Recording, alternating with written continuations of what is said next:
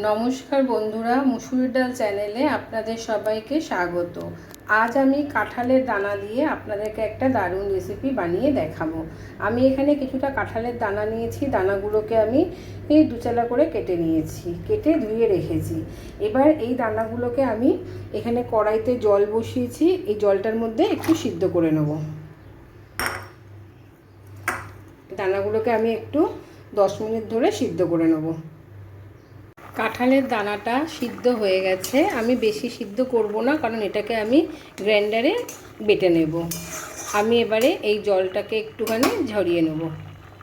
কাঁঠালের দানাটা সিদ্ধ হয়ে গেছে। আমি খুব বেশি সিদ্ধ করব না, কারণ এটা আমি গ্রাইন্ডারে বেটে নেব।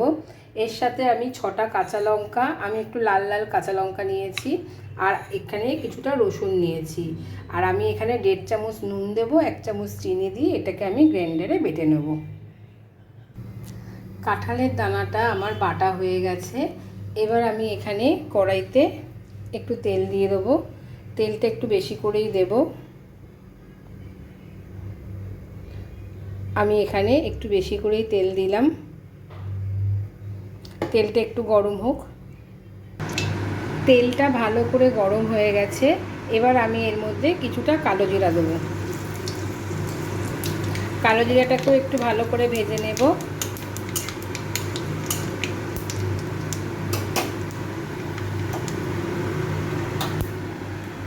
এবার আমি এর মধ্যে এই কাঁঠালের দানা বাটাটা দিয়ে দেবো।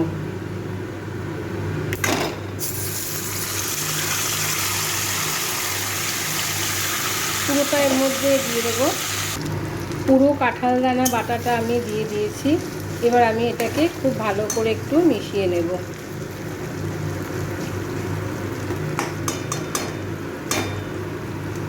এটা আমি লো ফ্লেমে 10-15 মিনিট ধরে ভালো করে এটাকে ভেজে নেব।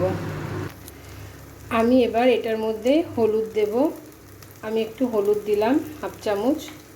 এই হলুদটাকে আমি এর সাথে মিশিয়ে নেব। নিয়ে এটাকে ভালো করে আমি একদম এটাকে শুকিয়ে নেব।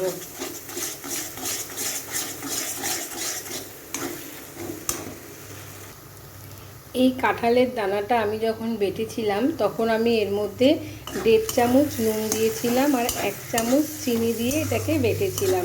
আমার এখানে আর একটু নুন লাগবে। আমি এখানে আরও 1/2 চামচ মতো নুন দিলাম, আর এখানে 1 চামচ চিনি দিচ্ছি। এই নুন আর চিনিটাকে খুব ভালো করে এটার মধ্যে মিশিয়ে নেব। আর এই কাঁঠাল দানাটাকে আমি আর একটু শুকিয়ে নেব একদম। এটা একটু পোড়া পোড়া হলে খেতে ভালো লাগে।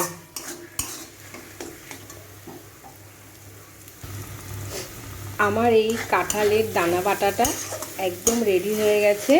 আমি ঠিক যেরকমভাবে এটাকে বানালাম, আপনারা এটা একবার এরকমভাবে বানিয়ে দেখবেন। এটা ভাতের সাথে খেতে খুবই ভালো লাগে। দেখুন এটা কত সুন্দর লাগছে দেখতে। এটাকে আমি আরেকটু শুকিয়ে নেব। নিলে আমার এই কাঁঠালের দানা বাটাটা রেডি হয়ে যাবে একদম।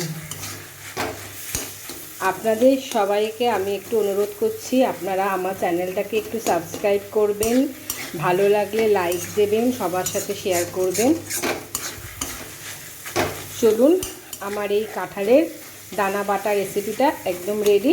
আমি এটা আপনাদেরকে একটু পরিবেশন করে দেখাই। আমার এই কাঁঠালের দানা বাটা রেসিপিটা একদম রেডি হয়ে গেছে। আপনারা এটা সবাই বাড়িতে বানাবেন। এটা কিন্তু গরম ভাতের সাথে খেতে খুবই ভালো লাগে। আর আপনাদের এটা কেমন লাগলো আমাকে একটু কমেন্ট বক্সে এটা জানাবেন।